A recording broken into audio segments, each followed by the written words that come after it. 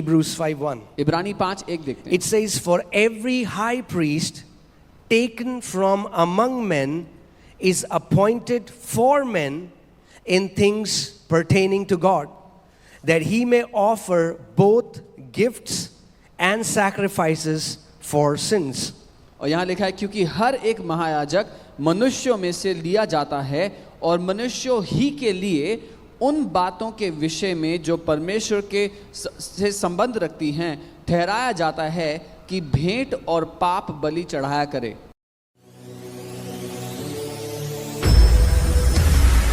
So a high priest has to be a man.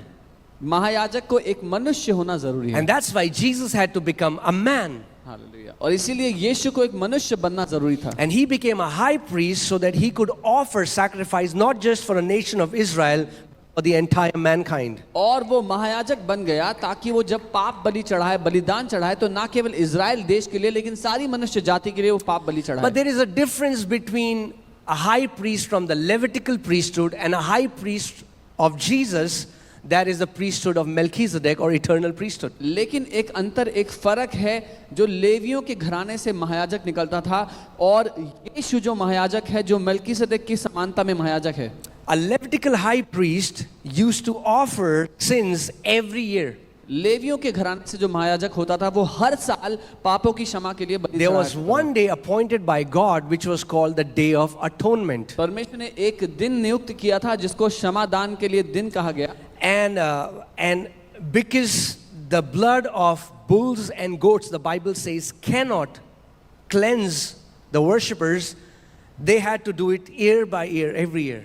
और बैल और बकरियों के लहू से मनुष्य जाति के पाप नहीं धुल सकते, इसीलिए उनको हर साल वो करना पड़ता था, बार बार करना पड़ता था. But not Jesus as high priest. लेकिन जब यीशु महायाजक बना तो ऐसा नहीं Let's see है. what the Bible says. देखते हैं बाइबल क्या कहती है. It says, "But this man, Bible कहती है लेकिन ये मनुष्य after he had offered one sacrifice for sins जब एक बार उसने एक बलिदान चढ़ा दिया पापों के लिए forever." हमेशा So के see लिए. the difference between a Levitical high priest and Jesus as a high priest. जो लेवियों की महायाजक थे और यीशु जो महायाजक, दोनों का अंतर देखिए. In the high priest in the Old Testament, they used to offer a sacrifice every year. पुराने नियम में लेवी हर साल पाप की बलि चढ़ाते थे. But the Bible says this man, you focus, the Bible mentions Jesus as a man because the high priest has to be a man. और आप यहाँ पर ध्यान दीजिए बाइबल कैसे कह रही है, ये मनुष्य, वो यीशु के लिए मनुष्य कह रही है क्योंकि महायाजक को मनुष्य होना जरूरी था. Amen? Amen. Because only as a man he could atone for men. क्योंकि मनुष्य होने के द्वारा ही वो मनुष्य जाति के लिए पाप As की a बलि दे man सकता था. he could represent man. एक मनुष्य होने के कारण वो मनुष्य का प्रतिनिधित्व कर सकता था. So, some revision so that you understand. Old Testament high priest used to offer every year, but for Jesus the Bible says he offered one sacrifice for sins forever. तो फिर से देखते हैं पुराने नियम में बाइबल बताती है लेवियों का महायाजक हर साल पापों की बलि चढ़ाया करता था, लेकिन यीशु जो महायाजक बना उसने एक बार हमेशा के लिए वो बलि चढ़ा दी Sat down at the right hand of God. और परमेश्वर के दाहिने हाथ बैठ गया. You have to understand that the priesthood of Jesus is the eternal priesthood. आपको ये समझना जरूरी है जो यीशु महायाजक बना है वो अनंत के लिए महायाजक बन गया है. The Old Testament high priest, his ministry was temporary. जो पुराने नियम में महायाजक होता था उसकी सेवकाई की सीमा होती थी, But for Jesus, लेकिन यीशु के लिए he will always be a high priest till eternity. वो अनंत काल तक महायाजक रहेगा हमारे लिए. Amen? आमीन. But let me ask you a question. लेकिन एक सवाल करता हूँ, If Jesus offered one sacrifice for sins forever, अगर यीशु ने एक बलिदान दे दिया पापों के लिए हमेशा के लिए and he is still a high priest in heaven, और वो आज भी महायाजक है स्वर्ग में, then what is he offering today? तो वो आज क्या बलिदान दे रहा है? Because in the Old Testament, the high priest ministry used to continue because he used to offer sacrifice every year. क्योंकि पुराने नियम में महायाजक की सेवकाई साल दर साल चलती रहती थी क्योंकि उसको हर साल पापों की बलि चढ़ानी पड़ती थी. But not Jesus. लेकिन यीशु के साथ He just offered one sacrifice for sins forever. उसने एक बलि दी है पापों के लिए हमेशा के लिए, जो बहुत है. So, what is he offering in heaven today? तो वो आज स्वर्ग में क्या चढ़ावा चढ़ा रहा है? Because he is still a high priest. क्योंकि वो आज भी महायाजक है. Hallelujah. Let's see Hebrews 3:1. इब्रानी 3:1 देखते हैं. Therefore, holy brethren, इसलिए है पवित्र भाइयों, partakers of the heavenly calling, तुम जो स्वर्गीय बुलाहट के भागी हो, consider the apostle and the high priest of our confession, Christ Jesus. उस प्रेरित और महायाजक यीशु पर जो हमारे अंगीकार का करता है. I want you to pay attention if you are making notes or you're highlighting, highlight, underline, high priest of our confession. मैं चाहता हूं आप इसको अंडरलाइन कर ले. हमारे अंगीकार का महायाजक है. It is our confession that links us to Jesus as high priest. वो हमारा अंगीकार है जो हम अपने मुंह से कहते हैं. वो बात है जो हमें यीशु से जोड़ती है, जो हमारा महायाजक है. It is on the basis of our spoken confession that Jesus operates as high priest in heaven. Hallelujah. हमारे बोले हुए अंगीकार के द्वारा, उसकी वजह से यीशु स्वर्ग में हमारे लिए महायाजक का काम करता है. You know, confession comes from the Greek word homologio. और अंगीकार शब्द यूनानी के होमोलोगियो शब्द से मिलता है. Homo means same, होमो मतलब सामान्य, logio means the word. लोगियो मतलब शब्द. That means to say the same thing. उसका मतलब है सामान्य बात को दोहराना. In this context, confession means saying the same thing what is written in the word. और इस विषय में, इस मुद्दे में वचन ये कह रहा है कि वही बात को दोहराना जो वचन आपके लिए कहता है. Or let me say it this way, confession is saying the same thing with our mouth अंगीकार का मतलब है अपने मुंह से वही बात कहना what God says in his word. जो परमेश्वर हमारे लिए अपने वचन में कहता है. If we make the wrong confession, अगर हम गलत अंगीकार करेंगे we limit the ministry of Jesus as a high priest in heaven. तो स्वर्ग में यीशु जो महायाजक है उसकी सेवकाई को हम सीमित कर देंगे अपने गलत अंगीकार के द्वारा. Because you know, in Exodus, in Leviticus, it teaches us how a sacrifice should be. क्योंकि निर्गमन में ले व्यवस्था में वो हमें सिखाता है कि बलिदान कैसे चढ़ाया A जाएगा. sacrifice cannot be defiled. एक बलिदान भ्रष्ट नहीं हो सकता. A sacrifice has to be clean. उसको साफ होना जरूरी है. A sacrifice has to be blemishless. उसको बिना धब्बे के होना A जरूरी है. sacrifice cannot be sick. वो बीमार नहीं हो सकता. Hallelujah. What is the confession that is coming out of our mouth? हमारे मुंह से क्या अंगीकार निकलते हैं? Because if we are speaking unclean words, अगर हम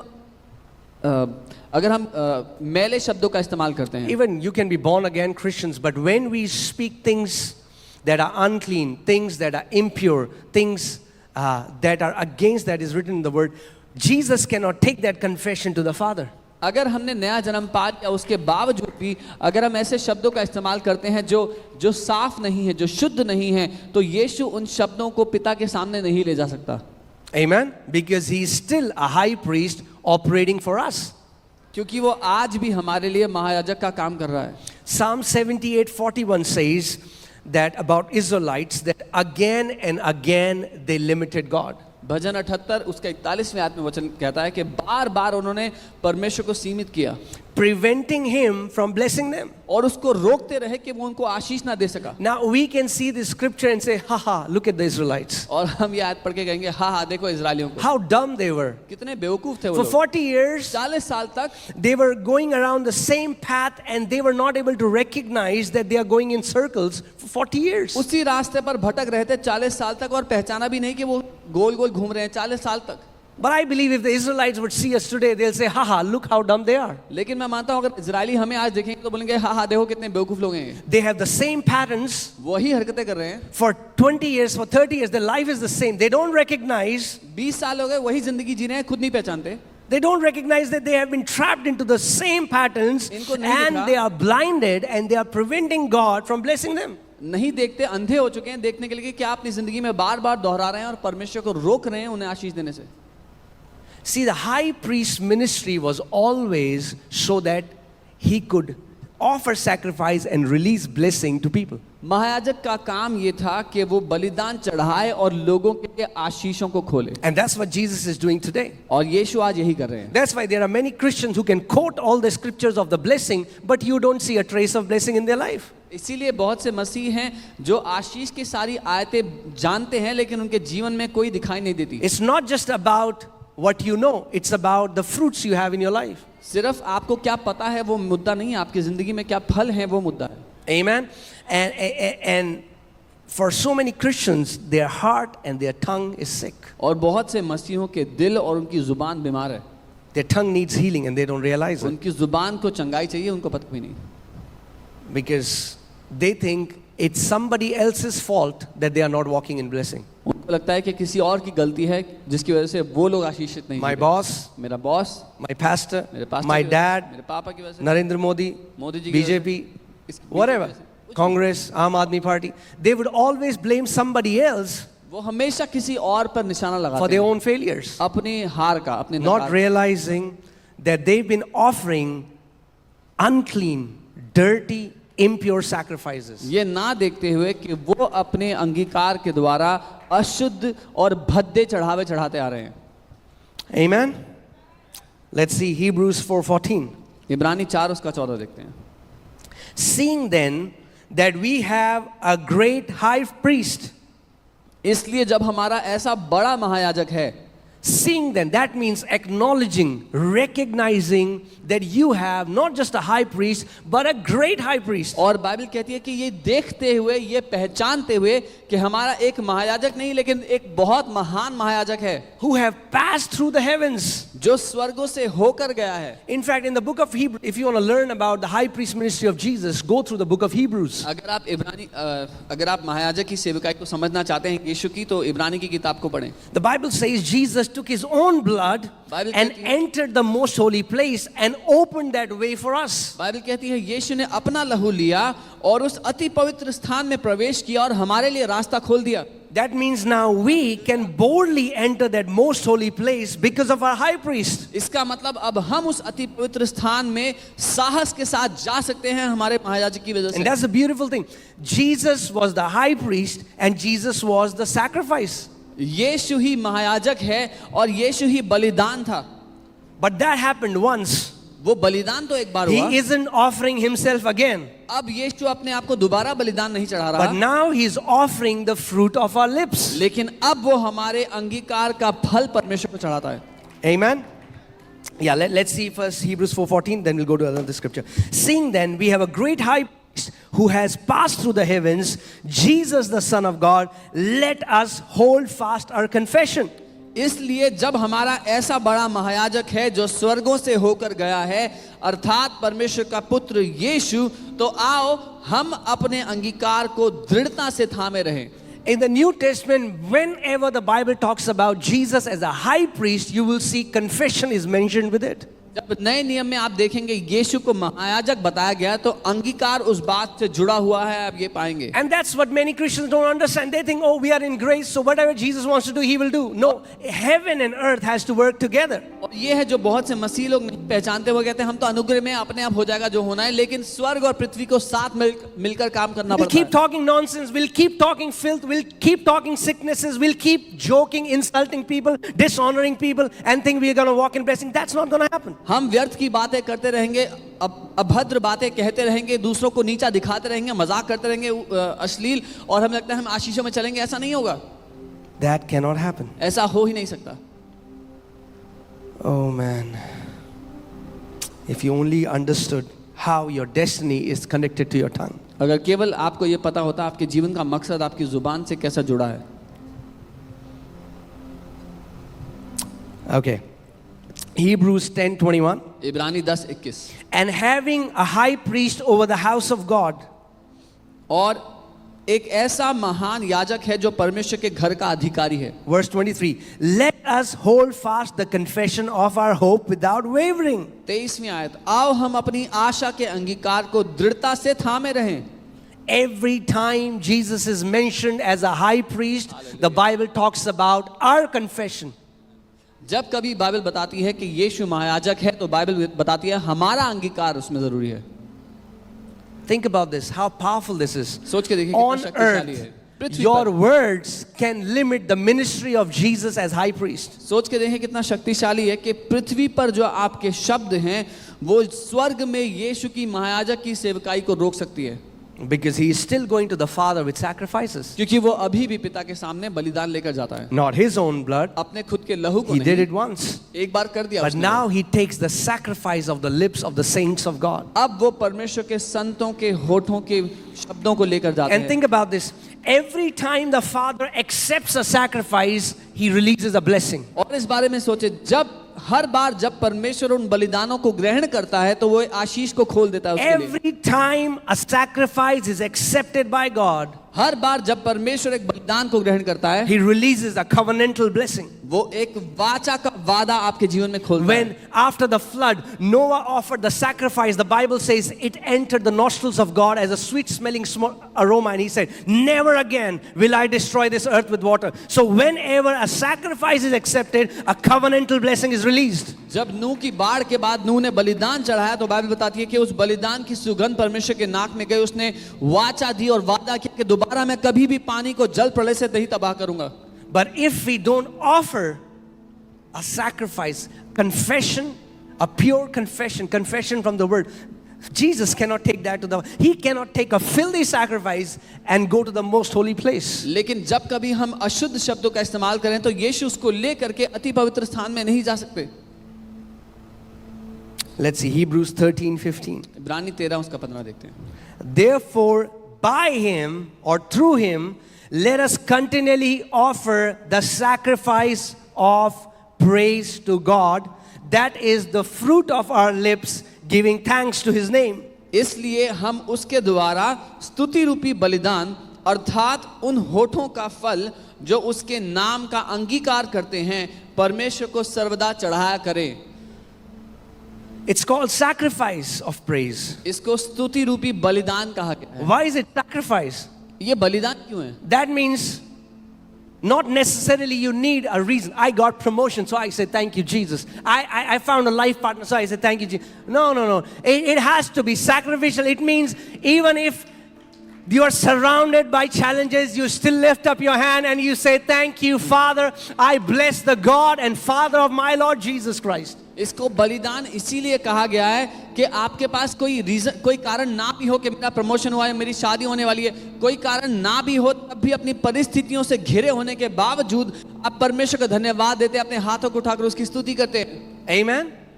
Every carnal person can thank God after he got the answer. हर एक दुनियावी इंसान भी धन्यवाद बोल सकता है अपने उत्तर को पाने के But बाद। there are few. See, a sacrifice of praise is motivated by faith. एक स्तुति रूपी बलिदान विश्वास के द्वारा उत्पन्न होता है। Amen. आमीन। That means you don't give thanks because you have seen the answer. इसका मतलब आप इसलिए धन्यवाद नहीं कह रहे परमेश्वर को क्योंकि आपको उत्तर दिख गया है, But because you give thanks, you will see the answer. लेकिन क्योंकि आप धन्यवाद दे रहे हैं आपको उत्तर दिखेगा ही दिखेगा। God told Israelites to praise Him when the wall of Jericho was still standing. परमेश्वर ने इजरायलियों से कहा मेरी स्तुति करो तब जब यरीहो की दीवारें खड़ी थी। God didn't say, when I'll destroy the wall, when the wall comes crumbling down, then you praise me. परमेश्वर ने ये नहीं कहा जब मैं दीवारों को गिरा दूं तो मेरी स्तुति करना। No. नहीं, But because they praised God before, it was the power of their praise. It was when God accepted their sacrifice, the power of God was released and the wall fell down. लेकिन जब उन्होंने परमेश्वर की स्तुति की, परमेश्वर ने उनकी स्तुति को ग्रहण किया और परमेश्वर की ताकत उनके लिए खुल गई, उस ताकत की वजह से वो दीवारें गिरती हुई नीचे आ गई। So many people say, when I get healed, then I'll praise God. कई लोग कहते हैं जब मैं चंगा हो जाऊंगा तो प्रभु की स्तुति No, you करूंगा। offer the sacrifice of praise even when you have symptoms in your body, and Jesus will take that sacrifice of praise in the Father's presence, and as the Father receives that sacrifice, He releases His healing in your body. नहीं, आप तब अपनी स्तुति का बलिदान परमेश्वर को चढ़ाना जब अपनी चंगाई नहीं देख रहे हो, और जब परमेश्वर आपकी स्तुति के बलिदान को ग्रहण करता है तो आपके जीवन में आप अपनी चंगाई को पालेंगे पिता की ओर से। Amen. Let's see what it says. Therefore, by Him, let us on Sundays offer the sacrifice of praise to God. और यहाँ लिखा है इसीलिए उसके द्वारा हम रविवार को अपने बलिदान चढ़ाएं स्तुति And को। on Fridays, because it's Friday service. और शुक्रवार को भी क्योंकि शुक्रवार को भी सभा होती है। What does the Bible say? Continually. What does continually mean? That means no matter what it is, every day, Monday, Tuesday, Wednesday, Thursday, Friday, Saturday, Sunday, you get up in the morning and you praise God. You say, Father, I praise you because you are good.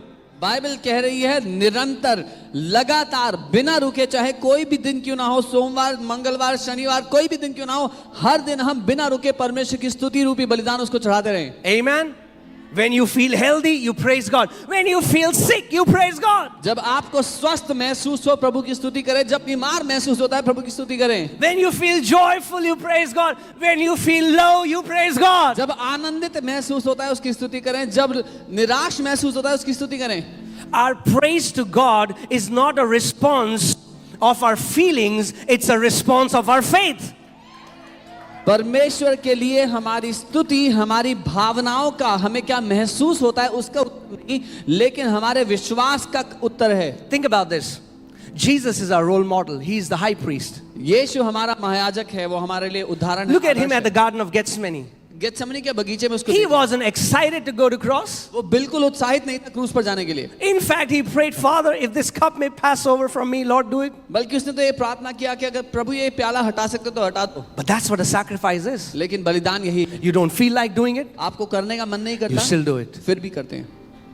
He still offered himself. उसने फिर भी अपने आप को चढ़ा दिया। He's our high priest, he's our role model. That means if we take his example, when it feels like we may grumble and complain and we say, why God is doing for others and not for us, when we feel like that, we don't go by our feeling, but we still lift up our hands and we praise God and we give him thanks. क्योंकि यीशु हमारे लिए आदर्श है, तो हम उसके उदाहरण को लेकर के जब हमारे जीवन में ऐसी परिस्थितियां हो, जब हमारे आसपास लोग उन्नति पा रहे हो, हम देखें तो ये ना कहें उसके साथ क्यों कर रहा है परमेश्वर, मेरे साथ क्यों नहीं कर रहा है, लेकिन हम परमेश्वर की स्तुति करें ताकि अपने उत्तर को भी हम पाएं। That's what the Bible says. Bible ये कहती है। Consider the apostle and high priest of our faith. हमारे विश्वास के प्रेरित और महायाजक की ओर देखें, We have to consider him. We have to take his example.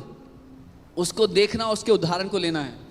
Amen. So many people praise God when they feel like praising God. बहुत से लोग परमेश्वर की स्तुति तब करते हैं जब उनका मन करता They है, read their word, they read the Bible when they feel like reading the Bible. तब बाइबल पढ़ते हैं जब बाइबल पढ़ने का मन They करता pray है, when they feel like praying. तब प्रार्थना करते हैं जब प्रार्थना करने का मन करता है।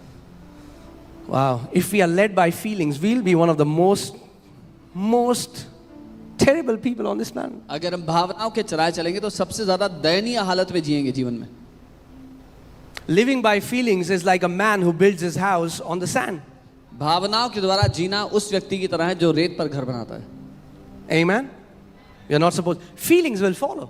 भावनाएं पीछा कर लेंगी। I'm not आपका। saying we are feelingless people. मैं ये We are नहीं- not robots. हम रोबोट्स नहीं है जिनमें कोई भावना I नहीं है। praise God. मैं प्रभु की स्तुति करता I'm हूँ, not saying that. ऐसा नहीं कर रहा हूँ। Feelings will always follow your faith. भावनाएं आपका Let me विश्वास, say that again. Feelings will always follow your faith. भावनाएं आपके विश्वास का पीछा करते हुए आ जाएंगी। Amen.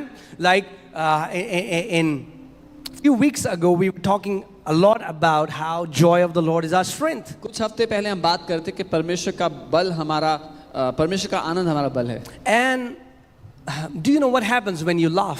आप जानते हैं क्या होता है जब आप हंसते हैं? Endorphins are released. आपके शरीर में एंडोर्फिन्स खुल जाती हैं, Endorphins are called happy hormones. जिनको हैप्पी हार्मोन्स, खुश हार्मोन्स कहा गया। For some people, कुछ लोगों their के लिए, endorphins are locked up for years. कुछ लोगों के एंडोर्फिन्स कई सालों से बंद They are पड़े हैं। screaming, "Let me out!" और वो चिल्ला रहे हैं मुझे जाने They are दो, like they are in the prison cell निकलने दो। जैसे वो जेल में बंद पड़े हैं, because they have never laughed. क्योंकि वो लोग कभी हंसे They've नहीं। never been happy for years. साल हो गए कितने, The वो खुश नहीं endorphins have not been released. हुए। उनके एंडोर्फिन्स आज तक बाहर नहीं आए। You know, there was a recent study done in the US and they found out that our brain cannot distinguish between a true laugh and a fake laugh. US में एक हाल ही में स्टडी की गई, उसमें पता लगा कि हमारा दिमाग असली हंसी और नकली हंसी में बदलाव, That means when a अंतर नहीं person देख सकता। starts to fake a laugh, the body still releases endorphins. मतलब जब एक इंसान नाटक करते हैं हंसने का, शरीर तब भी एंडोर्फिन्स खोल देता है। But that's not what we do. लेकिन हम ऐसा नहीं करते। We don't do fake laugh, we do faith laugh. हम नकली नहीं हंसते, हम विश्वास में हंसते हैं। Amen. Amen. When we rejoice, it's different than all the old people in the park who are saying, "Ah, ha, ha, ha, ha." We are not doing that. जब हम आनंदित हो रहे हैं तो वो उन बूढ़े अंकल आंटी की तरह नहीं जो पार्क में जाके हा हा हा कर रहे हैं, They are faking it. वो नकली हंस रहे हैं। No, our laugh is a faith laugh. हमारा जो हंसना है वो विश्वास We से laugh because the भरकर है। Bible says rejoice, and again I say rejoice. And when we start by faith, the feelings follow our faith. हम इसीलिए हंस रहे हैं क्योंकि बाइबल कहती है आनंदित रहो और सदा आनंदित रहो, और जब हम ऐसा करते हैं तो भावनाएं पीछे पीछे आ जाती हैं। Amen. Your feelings will always follow your faith. Your faith will never follow your feelings. आपकी भावनाएं हमेशा आपके विश्वास का पीछा करती रहेंगी, आपका विश्वास कभी भी आपकी भावना का पीछा नहीं करेगा। Amen?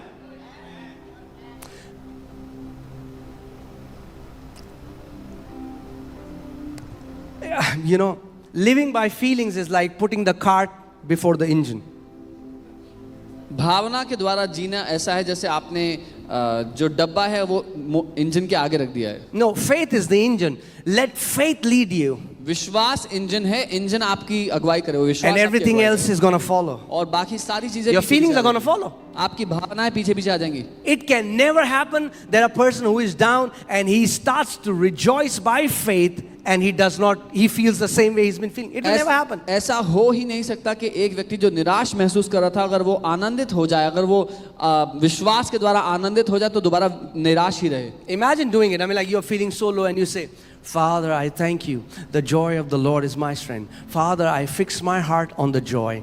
The joy of the Lord. The joy of the joy. Slowly you will see that your feelings will start to follow the confession of your faith. अगर कोई व्यक्ति निराश है तो वो उस निराशा की अवस्था में ना रह करके अपनी आंखें परमेश्वर की ओर लगाया, कहे प्रभु मैं धन्यवाद देता हूँ, आपका आनंद मेरा बल है, मैं अपनी आंखें आप पर लगाता हूँ, तो आप धीरे धीरे देखेंगे उसका पूरा व्यक्तित्व, पूरी भावनाएं बदल जाएंगी। Okay, what will you say about a man or a woman? For example, there is a news in the media, right? अगर एक व्यक्ति के लिए आप क्या कहेंगे? मान लीजिए एक खबर आती है मीडिया में, There is a viral video now. एक viral You will video see है। a man is digging a big hole एक आदमी बहुत गहरा गड्ढा कर रहा है and the media is covering him. और मीडिया उसको देख रहा है And then he jumps into the... और फिर उसमें कूद जाता है। What will we call him? क्या कहेंगे उसको हम? Huh? Mr. Intelligent? बुद्धिमान व्यक्ति, What will we... He's the fool, right? बेवकूफ है वो आदमी, नहीं? But you know, we do so many times the same thing to us. पर आप जानते हैं हम अपने साथ ऐसे करते हैं बहुत बार। We dig a pit हम एक गड्ढा खोदते and हैं, then we jump into the pit. फिर उसमें कूद के बैठते हैं। How? कैसे? We set a trap for us when we quickly vocalize what we are feeling. हम अपने लिए ही जाल डालते हैं, फंदा लगाते हैं जब अपनी भावनाओं को अपने मुंह से बोलते रहते Let हैं। me say that again. दोबारा We कहता हूँ, set a trap for us when we quickly vocalize what we are feeling. हम अपने ही पाँव के लिए फंदा लगाते हैं जब जल्दी से अपनी भावनाओं को शब्दों में बोलने लगते हैं। And that's why the enemy can manipulate our emotions and feelings, because he knows if I can make him feel wrong, he's going to speak wrong. If he's going to speak wrong, his life will go into the wrong direction. इसीलिए दुश्मन हमारी भावनाओं के साथ खिलवाड़ करता है, क्योंकि वो चाहता है अगर वो हमारी भावनाओं के द्वारा हमें मना ले कि हम में कुछ बुराई, कुछ गलत है और अपने शब्दों से वो बुलवा ले, तो हम वही अनुभव करेंगे जो अपने शब्दों से हम बोल रहे हैं। Isn't that crazy that the Bible never mentions about confession, that we have to confess when we feel like confessing? कितनी अच्छी बात है, बाइबल ये नहीं कहती कि तब जब आपको महसूस हो तब अंगीकार करो। In fact, it's the very opposite. बल्कि बिल्कुल उल्टा है मामला। We do that even when we don't feel like confessing. जब हमारा मन नहीं भी कर रहा होता तब भी अंगीकार करना है। That's why remember this from this message.